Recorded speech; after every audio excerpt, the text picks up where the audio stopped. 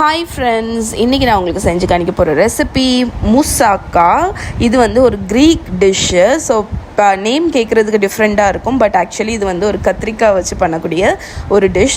ரொம்ப டேஸ்ட்டாக இருக்கும். இப்போ இட்டாலியில் வந்து லசானியா எப்படி இருக்குது, அதே மாதிரி க்ரீக்கில் வந்து இந்த முசாக்கா ரொம்ப பாப்புலரான டிஷ். ஸோ இது ரொம்ப ஈஸியாக பண்ணிடலாம், ஆனால் சில ஸ்டெப் இருக்குது, அது எப்படி பண்ணுறதுன்னு பார்த்துடலாம். ஃபஸ்ட்டு பெஷமல் சாஸ் ரெடி பண்ண போகிறோம். ஒரு பேனில் பட்டர், அதுக்கப்புறம் மைதா மாவு போட்டு ஒரு 1 to 2 minutes லோ ஃப்ளேமில் நல்லா அந்த பச்சை வாடை போகிறது வரைக்கும் நல்லா மிக்ஸ் பண்ணுங்கள். அதுக்கப்புறமா நம்ம இதில் வந்து கோல்டு மில்க் ஆட் பண்ண போகிறோம். அதாவது பால் வந்து ஃப்ரிட்ஜிலேருந்து எடுத்த பாலை நீங்கள் டைரெக்டாக ஆட் பண்ணுங்கள். அப்படி ஆட் பண்ணும்போது உங்களுக்கு வந்து கட்டி தட்டாது. ஸோ பால் ஆட் பண்ணி நல்லா அதை வந்து மிக்ஸ் பண்ணுங்கள். அந்த சாஸ் வந்து இம்மீடியட்லி திக்காகும் உங்களுக்கு. இது எல்லாமே லோ ஹீட்லேயே நீங்கள் பண்ணுங்கள். ஸோ திக்கான இந்த மாதிரி ஒரு ஸ்பூனில் ஒரு லைன் போட்டிங்க அப்படின்னா அந்த மாதிரி இருக்கணும். அதுதான் கன்சிஸ்டன்சி கரெக்டாக இருக்குன்னு அர்த்தம். அதில் உப்பு, ஒயிட் பெப்பர் பவுடர், அதுக்கப்புறமா கொஞ்சம் நட்மெக்குங்கிறது ஜாதிக்காவை துருவி அதை கொஞ்சம் போட்டுக்கோங்க. நல்ல ஒரு வாசனை கிடைக்கும். இப்போ இந்த பெஷமல் சாஸ் ரெடி. இதை ஓரத்தில் எடுத்து வச்சிடலாம். இந்த பர்டிகுலர் ரெசிபியோட இன்க்ரீடியன்ட் மெஷர்மெண்ட் எல்லாமே கீழே டிஸ்கிரிப்ஷனில் ஒரு லிங்க் கொடுக்குறேன், அதில் செக் பண்ணுங்கள். ஃபுல் ரிட்டன் ரெசிபி இருக்குது. இப்போது இந்த பெரிய சைஸ் எக் பிளான்ட் கத்திரிக்காய் இருக்குல்ல, அதை எடுத்துகிட்டு தின்னாட்டி இந்த மாதிரி ஸ்லைசஸ் மாதிரி ஸ்லைஸ் பண்ணிடுங்க. இப்போது இந்த கத்திரிக்காவை ஒரு சல்லடை மாதிரி ஒரு இதில் வச்சு ஜெனரஸாட்டு மேலே உப்பு வந்து தூவி விடுங்க. இப்போ நம்ம என்ன பண்ண போகிறோம்னு பார்த்தீங்கன்னா, இந்த கத்திரிக்காயில் உள்ள ஈரப்பதம் அதை எல்லாத்தையும் எடுக்க போகிறோம். இன்னொன்று வந்து இந்த உப்பு தூவி அந்த எக்ஸ்ட்ரா தண்ணியெல்லாம் எடுக்கும்போது அந்த கத்திரிக்காயில் உள்ள அந்த கசப்பு தன்மையும் உங்களுக்கு வந்து போயிடும். ஸோ உப்பு தூவி இதை வந்து நம்ம மற்ற சாஸ் எல்லாம் ரெடி பண்ண போகிறோம். அது வரைக்கும் நீங்கள் இதை ஓரத்தில் எடுத்து வச்சுருங்க. நம்ம கத்திரிக்காயில் உள்ள தண்ணி வந்து வரும். நான் உங்களுக்கு எவ்வளோ தண்ணி வருதுன்னு நான் இப்போ காணிக்கிறேன் கொஞ்சம் கழித்து. இதுக்கிடையில் நம்ம தக்காளியை வந்து அரைச்சிடலாம். ஒரு 6, 7, 8 தக்காளியை நான் என்னோடய அகாரோ பிளெண்டர் தான் யூஸ் பண்ணுறேன். இதோட லிங்க் வந்து கீழே ப்ரொவைட் பண்ணுறேன், செக் பண்ணுங்கள். அதை நல்லா அரைச்சிடுங்க. இப்போ நம்ம சாஸ் ரெடி பண்ண போகிறோம். ஒரு பேனில் ஆலிவ் ஆயில், அதில் ஒரு கிராம்பு, ஒரு துண்டு பட்டை, 2 பே லீஃப் அதை போட்டு நல்லா சிசில் பண்ணிவிட்டு வெங்காயம் பொடிசாக கட் பண்ணி வச்சுருக்கேன், அதையும் ஆட் பண்ணி ஒரு 1 to 2 minutes நல்லா சாட்டே பண்ணுங்கள். நிறைய பூண்டு பொடிசாக கட் பண்ணது அதையும் ஆட் பண்ணி சாட்டே பண்ணி விடுங்க.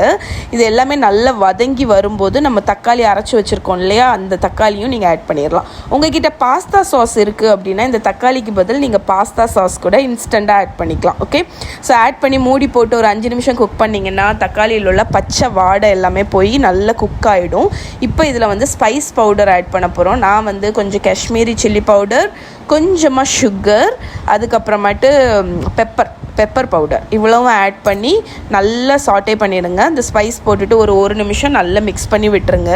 இதில் சிக்கன் ஆட் பண்ண போகிறேன். யூஸ்வலாக முசாக்காவில் வந்து மட்டன் ஆட் பண்ணுவாங்க. நான் இன்றைக்கி வந்து அரைச்ச சிக்கன், மின்ஸ்டு சிக்கன் ஆட் பண்ணி உப்பும் போட்டுட்டு நல்லா மிக்ஸ் பண்ணுங்கள்.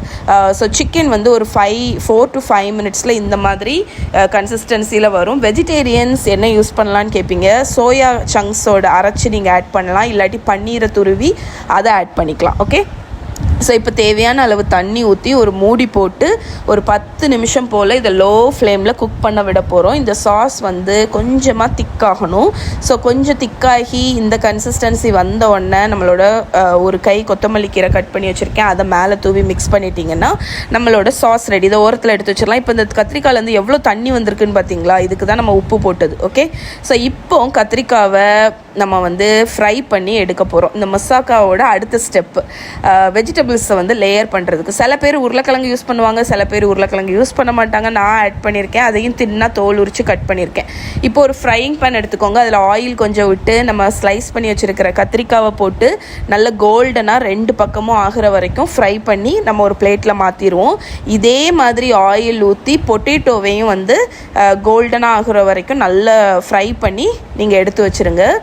ஸோ இந்த மாதிரி ஆயில் ஊற்றி நீங்கள் ஃப்ரை பண்ணி எடுத்து வச்சுருங்க. இப்போ கத்திரிக்காவையும் ஃப்ரை பண்ணியாச்சு, சாஸும் ரெடி ஆயாச்சு, பொட்டேட்டோவும் ஃப்ரை ஆயாச்சு, நம்மளோட பெஷமல் சாஸும் ரெடி. இப்போ நம்மளோட இந்த சாஸ்லேருந்து பட்டை, அதுக்கப்புறம் இந்த கிராம்பு, அதுக்கப்புறம் அந்த பே லீஃபு அது எல்லாத்தையுமே ரிமூவ் பண்ணி தூர போட்டுருங்க. அது நமக்கு தேவையில்லை.